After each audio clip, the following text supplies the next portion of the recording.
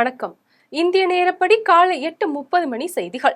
முதலில் ஜெம் தலைப்புச் செய்திகளை காணலாம். நாடாளுமன்ற தேர்தலின் 4ஆம் கட்ட வாக்குப்பதிவு. 96 தொகுதிகளுக்கு இன்று வாக்குப்பதிவு தொடக்கம். பிரதமர் மோடி மீண்டும் ஆட்சி அமைத்தால் தலித்துகள், பழங்குடியினர் அடிமைகளாக மாறுவார்கள். அகில இந்திய காங்கிரஸ் தலைவர் மல்லிகார்ஜுன கார்கே பேச்சு. நாகை நாடாளுமன்ற உறுப்பினர் செல்வராஜ் உயிரிழப்பு. உடல்நலக்குறைவால் சிகிச்சை பெற்று வந்த நிலையில் இன்று காலமானார். வைகையில் திடீர் வெள்ளப்பெருக்கு. கரையோர மக்களுக்கு எச்சரிக்கை. தமிழகத்தில் 3 நாட்களுக்கு கனமழை எச்சரிக்கை. சென்னை வானிலை ஆய்வு மையம் தகவல். நடப்பு IPL தொடரில் டெல்லி, பெங்களூரு இடையேயான போட்டி. 47 ரன்கள் வித்தியாசத்தில் பெங்களூரு அணி வெற்றி. இனி விரிவான செய்திகளை காணலாம். நாடாளுமன்ற தேர்தலின் 4ஆம் கட்ட வாக்குப்பதிவு இன்று காலை 7 மணி முதல் தொடங்கியது. நாடாளுமன்ற தேர்தல் 7 கட்டங்களாக நடைபெறும் என்று தேர்தல் கமிஷன் அறிவித்திருந்தது. அதன்படி முதல் கட்டமாக 102 தொகுதிகளுக்கு கடந்த மாதம் 19ஆம் தேதியும், 2ஆம் கட்டமாக 88 தொகுதிகளுக்கு கடந்த மாதம் 26ஆம் தேதியும், 3ஆம் கட்டமாக 93 தொகுதிகளுக்கு கடந்த 7ஆம் தேதியும் தேர்தல் நடைபெற்றது. இதையடுத்து 4வது கட்டமாக ஆந்திராவில் 25 தொகுதிகளிலும், தெலுங்கானாவில் 17 தொகுதிகளிலும், உத்தரப்பிரதேசத்தில் 13 தொகுதிகள் உள்ளிட்ட 96 தொகுதிகளுக்கு இன்று வாக்குப்பதிவு நடைபெறுகிறது. இந்த தேர்தலில் மொத்தம் 17,47,810 பேர் வாக்களிக்க தகுதி பெற்றவர்களாக உள்ளனர். வாக்குச்சாவடிகளில் காலை 7 மணி முதலே வாக்குப்பதிவு தொடங்கியது. வாக்குச்சாவடியில் கூடுதல் பாதுகாப்பு வழங்கப்பட்டு வாக்காளர்கள் அச்சமின்றி வாக்களிக்க அனைத்து ஏற்பாடுகளும் செய்யப்பட்டுள்ளது. பிரதமர் மோடி 3வது முறையாக ஆட்சி அமைத்தால் தலித்துகள், பழங்குடியினர் மீண்டும் அடிமைகளாக மாறுவார்கள் என மல்லிகார்ஜுன கார்கே தெரிவித்துள்ளார். துலே தொகுதியில் நேற்று நடைபெற்ற தேர்தல் பிரச்சார பொதுக்கூட்டத்தில் அகில இந்திய காங்கிரஸ் தலைவர் மல்லிகார்ஜுன கார்கே பேசினார். அப்போது சுதந்திரத்திற்கு முன்பு ஏழைகள், தலித்துகள் மற்றும் பழங்குடியினர் அடிமைகளைப் போல் நடத்தப்பட்டனர். பிரதமர் மோடிக்கும் அமித்ஷாவுக்கும் 3வது முறையாக ஆட்சி அமைக்கும் வாய்ப்பை கொடுத்தால் இதே நிலைதான் மீண்டும் வரும் என்றும், இந்த தேர்தல் நாட்டின் எதிர்காலத்தை வடிவமைக்கும், எனவே இது ஒரு முக்கியமான தேர்தல் எனவும் கூறினார். மேலும் பிரதமர் மோடி பொய்களை பரப்புகிறார், வெளிநாடுகளில் உள்ள கருப்பு பணத்தை மீட்பதாக மோடி வாக்குறுதி அளித்தார், ஆனால் அந்த வாக்குறுதியை நிறைவேற்றவில்லை எனவும் கூறினார். நாகை நாடாளுமன்ற உறுப்பினர் செல்வராஜ் உடல்நலக்குறைவால் தனியார் மருத்துவமனையில் சிகிச்சை பெற்று வந்த நிலையில் இன்று காலமானார்.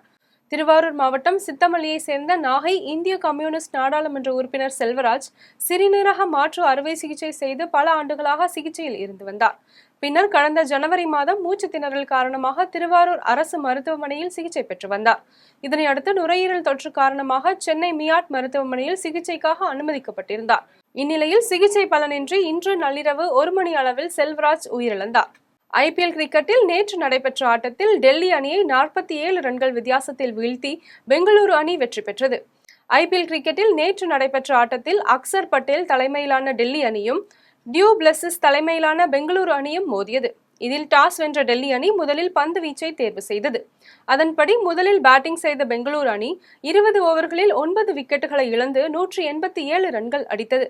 இதனையடுத்து 188 ரன்கள் அடித்தால் வெற்றி என்ற இலக்குடன் களமிறங்கிய டெல்லி அணி 19 ஓவர்களில் அனைத்து விக்கெட்டுகளையும் இழந்து 140 ரன்கள் மட்டுமே அடித்தது. இதன் மூலம் 47 ரன்கள் வித்தியாசத்தில் பெங்களூரு அணி வெற்றி பெற்றது. மதுரை எய்ம்ஸ் மருத்துவமனை கட்டிடப் பணிகள் முறைப்படி துவங்க வேண்டும் எனவும், நிர்வாகத்தை முறைப்படுத்த வேண்டும் எனவும் வலியுறுத்தி அதிமுக பொதுச் செயலாளர் எடப்பாடி பழனிசாமியை அழைத்து போராட்டத்தை நடத்துவோம் என்று சட்டமன்ற உறுப்பினர் ராஜன் செல்லப்பா தெரிவித்துள்ளார். முன்னாள் முதலமைச்சரும் அதிமுக பொதுச் செயலாளருமான எடப்பாடி பழனிசாமி பிறந்தநாள் விழாவை முன்னிட்டு திருப்பரங்குன்றம் 16 கால் மண்டபம் அருகே பொதுமக்களுக்கு பிரியாணி விருந்து நடைபெற்றது. இந்நிகழ்ச்சியை திருப்பரங்குன்றம் சட்டமன்ற உறுப்பினர் ராஜன் செல்லப்பா தொடங்கி வைத்தார். நிகழ்ச்சியை தொடர்ந்து சட்டமன்ற உறுப்பினர் ராஜன் செல்லப்பா செய்தியாளர்களை சந்தித்து பேசினார். அப்போது மதுரை எய்ம்ஸ் மருத்துவமனை கட்டிடப் பணிகளை முறைப்படி துவங்க வேண்டும் எனவும், நிர்வாகத்தை முறைப்படுத்த வேண்டும் எனவும் வலியுறுத்தி அதிமுக பொதுச் செயலாளர் எடப்பாடி பழனிசாமியை அழைத்து போராட்டத்தை நடத்துவோம் என்று தெரிவித்தார். அனைத்து இந்திய அண்ணா திராவிட முன்னேற்ற கழகம் மாண்புமிகு அருமை அண்ணன் கழக பொதுச் செயலாளர் எடப்பாடியார் தலைமையிலே மிகப்பெரிய வெற்றியை எதிர்பார்த்து கொண்டிருக்கிற காலகட்டத்தில் எங்கள் பொதுச் செயலாளரின் பிறந்தநாள் பெருவிழா தமிழகம் முழுவதும் மக்கள் விழாவாக, ஏழைகள் விழாவாக, விவசாயிகள் விழாவாக, 10ஆம் வகுப்பு படித்து பாஸ் பண்ணி மாணவர்கள் விழாவாக இன்றைக்கு சிறப்பாக நடைபெற்றுக் கொண்டிருக்கிறது. அந்த அடிப்படையில் மதுரை புறநகர் கிழக்கு மாவட்டத்தில் திருப்பரங்குன்றம் பகுதியில் பகுதி கழகத்தின் சார்பாக இன்றைக்கு முட்டை பிரியாணி, கோழி பிரியாணி, ஏனைய இனிப்பு வகைகள் மக்களுக்கு வழங்கப்படுகிறது. மக்கள் ஆர்வத்தோடு அந்த உணவை வாங்கி அறிஞர் எடப்பாடியார் நீடூழி காலம் வாழ வேண்டும், தமிழகத்தின் முதலமைச்சராக வர வேண்டும் என்ற வாழ்த்துக்களோடு இந்த விழா இன்றைக்கு சிறப்பாக நடைபெற்றுக் கொண்டிருக்கிறது. தமிழக அரசு கொண்டு வந்துள்ள நான் முதல்வன் திட்டம் மாணவர்களின் கல்வி முறையை மேம்படுத்துவதற்காக கொண்டு வரப்பட்டுள்ளது என்று கோவையில் சின்னத்திரை நட்சத்திரம் ஈரோடு மகேஷ் தெரிவித்துள்ளார். கோவையை தலைமை இடமாக கொண்டு செயல்படும் கீரைக்கடை.com தனது புதிய தயாரிப்பான ஹெர்பல் டீ ட்விஸ்ட் என்னும் புதிய கண்டுபிடிப்புகளை அறிமுகம் செய்துள்ளது. இந்த புதிய தயாரிப்புகளை தன்னம்பிக்கை மேடை பேச்சாளரும் சின்னத்திரை நடிகர் ஈரோடு மகேஷ் அறிமுகம் செய்து வைத்தார். நிகழ்ச்சியை தொடர்ந்து ஈரோடு மகேஷ் செய்தியாளர்களை சந்தித்து பேசினார்.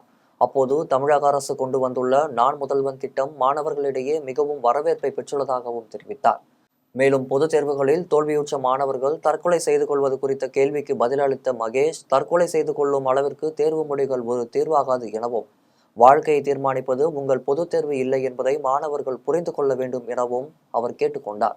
இதனைத் தொடர்ந்து ஹெர்பல் நிறுவனத்தின் தலைமை செயல் அதிகாரி செய்தியாளர்களிடம் தெரிவிக்கையில், இதை மக்கள் மறந்துட்டாங்க. இப்போ திருப்பி அவங்கள நினைவூட்டும் வகையில் கீரைக்கடை.com வந்து திருப்பி செம்பருத்தி பூ எடுத்துகிட்டு வந்து அதுவும் கண்ட்ரோல்டு என்விரான்மெண்ட்டில் ஆர்கானிக்காக க்ரோ பண்ணி அதில் வந்து ஷேட் ட்ரை பண்ணி ஹை நியூட்ரியன்ஸ் இருக்கிற மாதிரி பண்ணுறோம். அதில் பாலிஃபினால் அப்படின்ற காம்பவுண்ட் வந்து பிளட் ப்ரெஷர், டயபெட்டிஸ் இதெல்லாம் கண்ட்ரோலாக வச்சுக்கிறதுக்கு ரொம்பவும் ஹெல்ப்பாக இருக்குது. இதை நம்ம ஹாட்டாகவும் யூஸ் பண்ணிக்கலாம், கோல்டாகவும் யூஸ் பண்ணிக்கலாம். கோல்டு வந்து you can even had honey add பண்ணி உள்ளே குடிக்கும் போது மக்களுக்கு வந்து இன்னும் வந்து டேஸ்ட் வந்து நல்லாவே இருக்கும். சின்ன குழந்தைகள்லேருந்து பெரியவங்க வரைக்கும் இதை ரெகுலராக வந்து ஒரு உணவே மருந்துன்ற மாதிரி கீரைக்கடை ஃபார்முலாவில் இந்த ஹெர்பல் டீ ட்விஸ்ட் இன்னைக்கு லான்ச் பண்ணுறதுல ரொம்ப மகிழ்ச்சி எங்களுக்கு. பாஜக பிரமுகர் கொலைவெறி தாக்குதலுக்கு முழு காரணம் திருவாரூர் மாவட்ட பாஜக தலைவர் தான் என்று திருவாரூர் மாவட்ட காவல்துறை கண்காணிப்பாளர் ஜெயக்குமார் தெரிவித்துள்ளார். திருவாரூர் மாவட்டம் குடவாசல் அருகே காவனூர் பகுதியைச் சேர்ந்த மதுசூதனன் என்பவர் முன்னாள் பாஜக மாவட்ட விவசாய தலைவராக இருந்துள்ளார். இந்நிலையில் கடந்த சில நாட்களுக்கு முன்பு இருசக்கர வாகனத்தில் வந்த மர்ம நபர்கள் மதுசூதனனை சரமாரியாக வெட்டி தப்பித்துச் சென்றனர். இதையடுத்து அக்கம் பக்கத்தில் இருந்தவர்கள் மதுசூதனனை மீட்டு திருவாரூர் அரசு மருத்துவக் கல்லூரி மருத்துவமனையில் அனுமதிக்கப்பட்ட நிலையில் மேல் சிகிச்சைக்காக தஞ்சாவூரில் தனியார் மருத்துவமனையில் அனுமதிக்கப்பட்டுள்ளார். இதற்கிடையே கடந்த சில நாட்களாக மதுசூதனன் தனது சமூக வலைதள பக்கத்தில் பாஜகவினர் மீது குற்றச்சாட்டுகளை கூறி வருகிறார். இந்நிலையில் மதுசூதனனை தாக்கிய நபர்கள் மீது நடவடிக்கை எடுக்க வேண்டும் என்று அவரது மனைவி புகார் அளித்தார். இந்நிலையில் இது தொடர்பாக திருவாரூர் மாவட்ட காவல்துறை கண்காணிப்பாளர் ஜெயக்குமார் செய்தியாளர்களிடம் தெரிவிக்கையில், இப்ப அவங்க மேல நடவடிக்கை உண்டு. கண்டிப்பா, அதாவது வந்து இப்ப ஜெகதீசன் கொடுத்த வாக்குமூலத்துல வந்து தெளிவா சொல்லியிருக்காரு. அவர் கொடுத்த வாக்குமூலத்தின் அடிப்படையில என்ன நடந்தது அப்படின்றதெல்லாம் எங்களுக்கு தெளிவாக இருக்கு. ஸோ அதன் மூலமா வந்து எங்களுடைய நடவடிக்கை தொடரும். இப்படி இதுவரை எத்தனை பேர் பிடிச்சிருக்கீங்க கரெக்டா? அதான் 2 பேர், அதாவது சரவணன், கும்பகோணத்தை சேர்ந்த அந்த கூலிப்படையா வந்த சரவணன் மற்றும் வந்து இங்க ஜெகதீசன், இவன் தான் ஆள் காட்டியிருக்காரு இவர்தான் அப்படின்றது. இவங்க 2 பேருமே சம்பவ இடத்துல இருந்தவர்கள். ஸோ 2 பேரும் அரெஸ்ட் பண்ணியிருக்கோம். மற்றவர்களை அரெஸ்ட் பண்றதுக்கான தனிப்படைகள் அங்கங்கே தேடுதல் வேட்டை பண்ணிட்டு. எத்தனை தனிப்படை சார்? 4 தனிப்படைகள் அமைக்கப்பட்டுள்ளது. ஒன்றும் 4 தனிப்படையில் 4 டைரக்ஷன் இருக்காங்க. கண்டிப்பா எதிரிகளை கைது செய்யணும். தலைமை எல்லாருமே தலைமை, 2 பேரை தவிர மற்றவர்கள் எல்லாருமே தலைமறை. கோவையில் பரஞ்சோதி மகானின் 124வது ஜெயந்தி விழா சிறப்பாக நடைபெற்றது. கோவை காலாப்பட்டி சாலையில் உள்ள சுகுணா ஆடிட்டோரியம் அரங்கில் குண்டலினி யோக மூலகுரு பரஞ்சோதி மகானின் 124வது ஜெயந்தி ஞானியர் தின விழா கொண்டாடப்பட்டது. விழாவில் முனைவர் பழனித்துறை கலந்து கொண்டு பேசினார். அப்போது இன்றைய சமூகம் எதை தேடி வேகமாக ஓடிக்கொண்டே ஒருவித மயக்கத்துடன் வாழ்வதாக தெரிவித்தார். இது தொடர்பாக மேலும் அவர் தெரிவிக்கையில், குண்டலினி யோக மூலகுரு ஜெகத் மகாகுரு தத்துவ தமஞானி ஞானவள்ளல் பரஞ்சோதி மகான் அவர்கள் 1939 முத்தமிழ் வளர்ந்த மதுரம்பதியிலே மிக சிறப்பாக தொடங்கி வைத்திருக்கிறார்கள். அவருடைய இந்த அற்புதமான ஜெயந்தி விழா 124வது ஜெயந்தி தினத்தை ஞானியர் தினமாக இன்று நாம் கொண்டாடுகின்றோம்.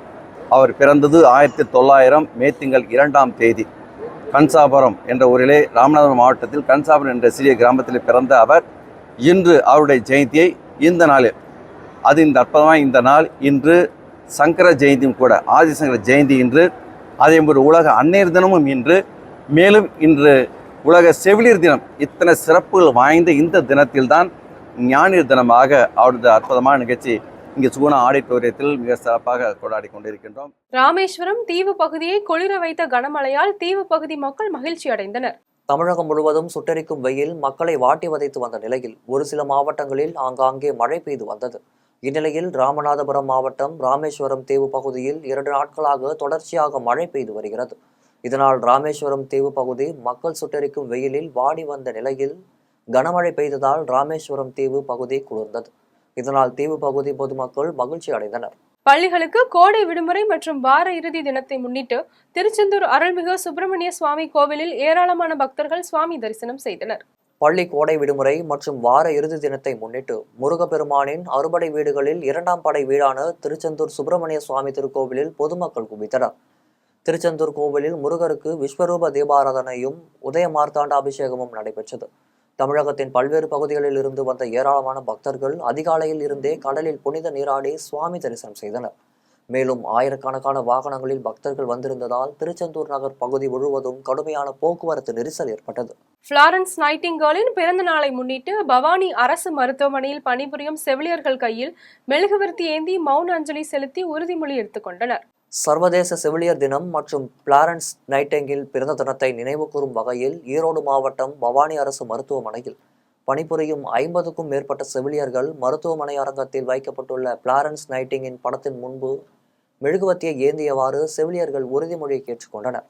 அதன் பின்னர் கேக் வெட்டி செவிலியர்கள் செவிலியர் தின வாழ்த்துக்களை பகிர்ந்து கொண்டனர். இதனைத் தொடர்ந்து தன்னார்வலர்கள் அமைப்பு சார்பில் செவிலியர் ஒவ்வொருவருக்கும் பரிசு வழங்கப்பட்டது. இதில் செவிலியர்கள் பலர் கலந்து கொண்டனர். சேத்தியாத்தோப்பு அருகே சாலையில் நடந்து சென்ற பெண் மீது லாரி மோதிய விபத்தில் பெண் உயிரிழந்த சம்பவம் அப்பகுதியில் பெரும் சோகத்தை ஏற்படுத்தியது. கடலூர் மாவட்டம் சேத்தியாத்தோப்பு அருகே விருதாச்சலம் புவனகிரி சாலையில் ஓரமாக புரட்சிமணி என்ற பெண் நடந்து சென்றார். அப்போது அவர் மீது சாலையில் வந்து கொண்டிருந்த டாராஸ் லாரி மோதியதில் புரட்சிமணி சம்பவ இடத்திலேயே உயிரிழந்தார். டாராஸ் லாரி எதிரே வந்த இன்னொரு டேங்கர் லாரியும் மோதியது. இதில் படுகாயமடைந்த 2 வாகனங்களின் ஓட்டுநர்கள் மருத்துவமனையில் அனுமதிக்கப்பட்டனர். இந்நிலையில் இறந்தவரை ஏற்றி செல்ல ஆம்புலன்ஸ் வராததால் இறந்தவரின் உறவினர்கள் மற்றும் கிராமத்தினர் சாலை மறியலில் போராட்டத்தில் ஈடுபட்டனர். இந்நிலையில் பெண்ணின் மீது மோதிய டாராஸ் லாரியின் ஓட்டுநர் தூக்க கலக்கத்தில் வாகனத்தை இயக்கி வந்ததே இந்த விபத்திற்கு காரணம் என கண்டறியப்பட்டது. மேலும் மிராலூர் கிராம பகுதியில் தொடர் விபத்துகளும் உயிரிழப்புகளும் ஏற்பட்டு வரும் நிலையில் போதிய விபத்து தடுப்பு பாதுகாப்பு அம்சங்களை ஏற்படுத்தாமல் இருக்கும் நெடுஞ்சாலைத்துறைக்கும் மாவட்ட நிர்வாகத்திற்கும் கிராம மக்கள் மற்றும் வாகன ஓட்டிகள் கடும் கண்டனங்களை தெரிவித்தனர். திருநின்றவூரில் தமிழக வெற்றிக் கழகம் சார்பில் தண்ணீர் பந்தல் திறந்து வைக்கப்பட்டு பொதுமக்களுக்கு வெள்ளரிக்காய், தர்பூசணி, நீர்மோர் உள்ளிட்ட குளிர்பானங்கள் வழங்கப்பட்டது. சென்னை கிழக்கு மாவட்டம் திருநின்றவூர் நடுத்தொகை மூவேந்தர் நகரில் தமிழக வெற்றிக் கழகம் சார்பில் தண்ணீர் பந்தல் திறப்பு நிகழ்ச்சி நடைபெற்றது. திருநின்றவூர் நகர் துணைத் தலைவர் முரளி தலைமையில் கட்சி நிர்வாகிகள் இணைந்து பொதுமக்கள், வாகன ஓட்டிகளுக்கு வெள்ளரிக்காய், நீர், மோர், தயிர் சாதம் உள்ளிட்டவற்றை வழங்கினர். இதேபோல அம்பத்தூர் அடுத்த ஒரகடம் பகுதியில் ஊட்டச்சத்து உணவு வழங்கும் பணியின் தொடர்ச்சியாக 79வது வார்டு வட்ட கழகத்தினர் பிரெட், முட்டை, பால் உள்ளிட்ட உணவுகளை குழந்தைகள் மற்றும் முதியவர்களுக்கு வழங்கினர். ஆலங்குடியில் பலத்த காற்றுடன் பெய்த கனமழையால் மின்கம்பிகள் அறுந்து விழுந்ததில் அப்பகுதியில் மின்தடை ஏற்பட்டது. புதுக்கோட்டை மாவட்டம் ஆலங்குடியில் சூறாவளியுடன் காற்றுடன் பெய்த கோடை மழையால் சாலை ஓரங்களில் வைக்கப்பட்டிருந்த விளம்பர பதாகைகள், சாலையின் நடுவே வைக்கப்பட்டிருந்த காவல்துறையினரின் பேரிடிகார்டுகள் சாய்ந்தது. அதேபோல ஆலங்குடி அரசு மருத்துவமனை அருகே இருந்த மரம் முறிந்து விழுந்ததில் மின்கம்பிகள் அறுந்து விழுந்தது. இதனால் அப்பகுதியில் மின்தடையும் போக்குவரத்து பாதிப்பும் ஏற்பட்டது.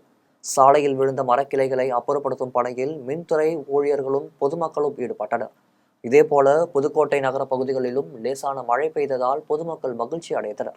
சேலம் அரசு மருத்துவமனையில் நடைபெற்ற செவிலியர் தின விழாவில் செவிலியர்கள் பலர் கலந்து கொண்டு கேக் வெட்டி கொண்டாடினர். சேலம் அரசு மருத்துவமனையில் உலக செவிலியர் தினத்தை முன்னிட்டு அரசு மருத்துவமனையில் அமைந்துள்ள பிளாரன்ஸ் நைட்டிங் சிலைக்கு மாலை அணிவித்து மெழுகுவர்த்தி ஏந்தி செவிலியர்கள் பணியின் சேவையை உணர்த்தும் வகையில் உறுதிமொழி ஏற்றுக்கொண்டனர். இதனைத் தொடர்ந்து கேக் வெட்டி ஒருவருக்கொருவர் ஊட்டி செவிலியர் தின வாழ்த்துக்களை தெரிவித்துக் கொண்டனர். இந்த கொண்டாட்டத்தில் 100க்கும் மேற்பட்ட செவிலியர்கள் கலந்து கொண்டனர். அம்பத்தூர் அருகே ஒரகடம் பகுதியில் தமிழக வெற்றிக் கழகம் சார்பில் குழந்தைகளுக்கு விலையில்லா ரொட்டி, பால், முட்டை ஆகியவை வழங்கப்பட்டது.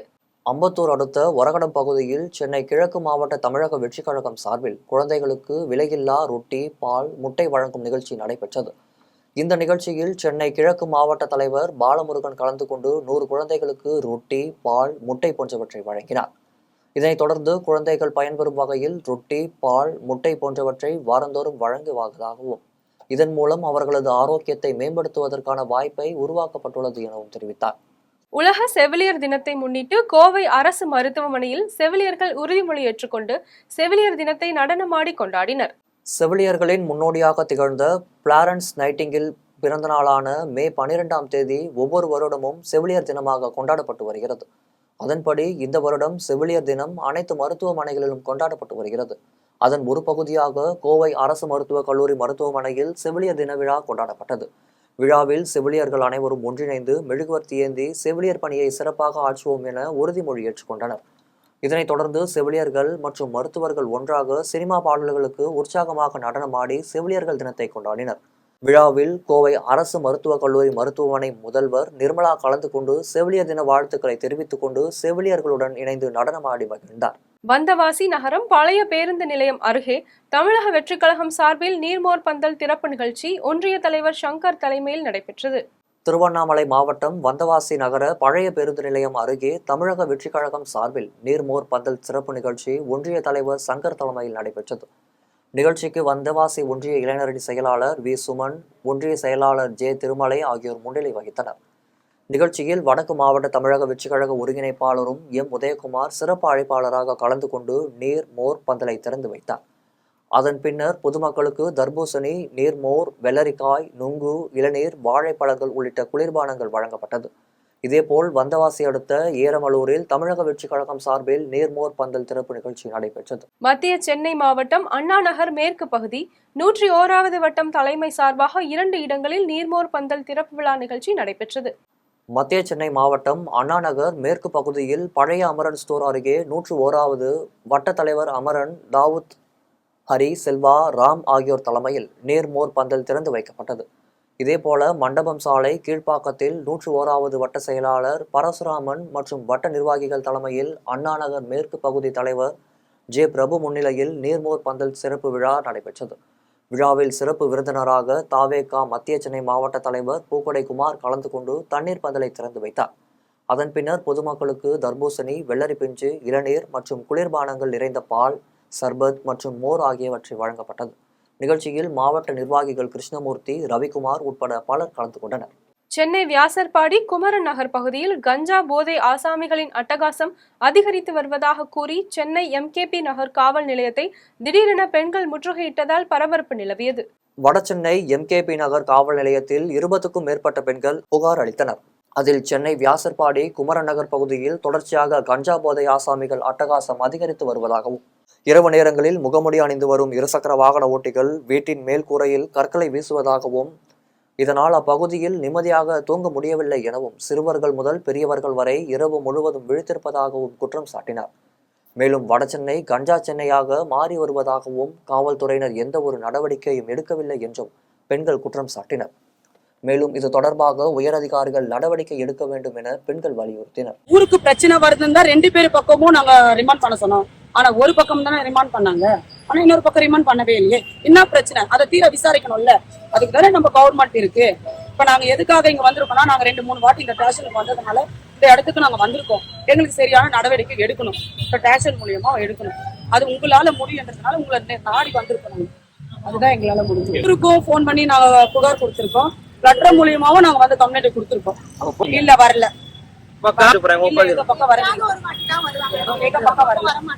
குமரன் நகர்னா நம்ம இடமிஷன் சந்துதான், தகர ஷீட்டு. அவங்க வந்து யாரை கேட்டாலும் அவங்க சொல்லிடுவாங்க, இங்கதான் இருக்கு குமரன் நகரு அப்படின்னு சொல்லுவாங்க. ஒருதலை பட்சமா செயல்படுறாங்கன்னு சொல்றீங்க. உங்களுக்கு வழங்காத பட்சத்துல அடுத்த கட்ட நடவடிக்கை என்ன பண்ணுறது? உங்களை மாதிரி இருக்கவங்களை தான் நாங்க நாடி வரணும். எங்களுக்கு யாருமே கிடையாது. எங்களுக்கு அன்னைக்கு சரியான நடவடிக்கை எடுத்தாங்கன்னா நாங்க இவ்வளவு தொலைவு வந்திருக்க மாட்டோம். அவங்க என்ன சொல்றாங்க, நடவடிக்கை எடுக்கிறேன்னு தான் சொல்றாங்க. எடுக்கிறேன்னு சொல்றாங்க. இது வரைக்கும் 10 நாள் ஆயிடுச்சு. இது வரைக்கும் எந்த நடவடிக்கை எடுக்கல. ராணிப்பேட்டை மாவட்டம் பொய்கை நல்லூர் கிராமத்தில் உள்ள 3 அம்மன் கோவிலின் புதிய தேர் வெள்ளோட்டம் நடைபெற்றது. ராணிப்பேட்டை மாவட்டம் நெமிலி வட்டம் பொய்கை நல்லூர் கிராமத்தில் உலகாத்தம்மன், திரைக்காத்தம்மன், துர்காளியம்மன் திருக்கோவிலுக்கு என இருந்த தேர் மிகவும் பழமையாகி பழுதடைந்ததால் சுமார் 5 ஆண்டுகளுக்கு முன்பு தேரோட்டம் நிறுத்தப்பட்டது. இதனையடுத்து கோவில் நிர்வாகம் மற்றும் கிராம மக்கள் புதிய தேர் செய்ய முடிவெடுத்து 36 அடி உயரத்திற்கு பிரம்மாண்டமான புதிய தேர் செய்யப்பட்டு அதற்கான வெள்ளோட்டம் நடைபெற்றது.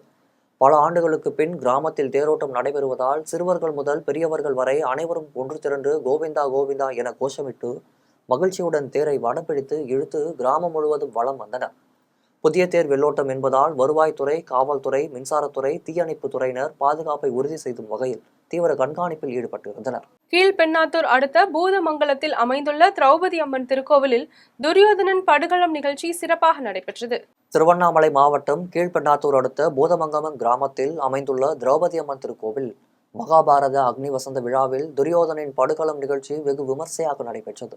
இந்த மகாபாரத அக்னி வசந்த திருவிழா கடந்த ஏப்ரல் 18ஆம் தேதி தொடங்கி மகாபாரதம் தொடர் சொற்பொழிவு மற்றும் நாடக நிகழ்ச்சி நடைபெற்றது. இதில் அர்ஜுனன் தபசு, அம்மன் பாஞ்சாலி தேவி திருக்கல்யாணம், பாண்டவர் பிறப்பு, பாண்டவர் அரசுக்கு மாளிகை அமைத்தல் உள்ளிட்ட பல்வேறு நிகழ்ச்சிகள் நடைபெற்றது. அதனைத் தொடர்ந்து 25ஆம் நாளில் துரியோதனின் படுகளம் நிகழ்ச்சி நடைபெற்றது. களிமண்ணால் மிகப்பெரிய அளவில் உருவாக்கப்பட்ட துரியோதனின் உருவத்தை பீமன் வதம் செய்யும் நிகழ்ச்சி நடைபெற்றது. அப்போது துரியோதனனின் ரத்தத்தை பாஞ்சாலி தனது தலையில் தடவி கூந்தலை முடித்த சபதத்தை நிறைவேற்றினார். அதனை அடுத்து கிராம மக்கள் பஞ்சபாண்டவர்கள் சிலையை தூக்கி ஆரவாரம் செய்து மகிழ்ந்தனர். இதில் ஏராளமான மக்கள் கலந்து கொண்டனர். தேரைக்கால் புதூரில் உள்ள ஸ்ரீ சர்வசக்தி விநாயகர் திருக்கோவிலில் மழை வேண்டியும் நோய் தொற்று பரவாமல் இருக்க வேண்டியும் திருவாசகம் ஓதப்பட்டது. திருவாதிரை நாளில் அம்மன் மற்றும் சிவன் கோவிலில் சிறப்பு பூஜைகள், வழிபாடுகள், பொங்கல் வைத்து தீமிதித்தல் உள்ளிட்ட பல்வேறு நிகழ்ச்சிகள் நடைபெறுவது வழக்கம். அந்த வகையில் திருவாதிரை தினத்தை முன்னிட்டு கன்னியாகுமரி மாவட்டம் நாகர்கோவிலை அடுத்துள்ள தேரைக்கால் புதூரில் சண்முகா நகரில் அமைந்துள்ள சர்வசக்தி விநாயகர் திருக்கோவிலில் திருவாசகம் ஓதுதல் நிகழ்ச்சி நடைபெற்றது.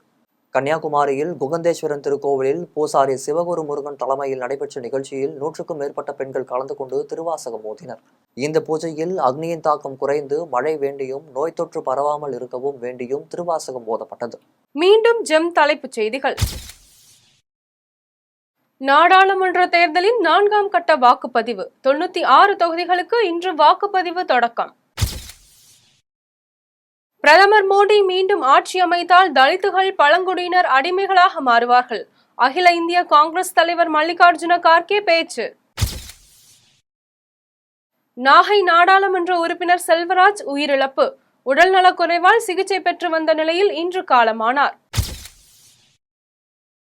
வைகையில் திடீர் வெள்ளப்பெருக்கு. கரையோர மக்களுக்கு எச்சரிக்கை. தமிழகத்தில் 3 நாட்களுக்கு கனமழை எச்சரிக்கை. சென்னை வானிலை ஆய்வு மையம் தகவல். நடப்பு IPL தொடரில் டெல்லி, பெங்களூரு இடையேயான போட்டி. 47 ரன்கள் வித்தியாசத்தில் பெங்களூரு அணி வெற்றி. இத்துடன் ஜெம் செய்திகள் நிறைவடைகின்றன. மீண்டும் ஜெம் செய்திகள் மதியம் 1:30 மணிக்கு. உடனுக்குடன் செய்திகளை காண GemLive.tv என்ற இணையதளத்தில் இணைந்திருங்கள். நன்றி, வணக்கம்.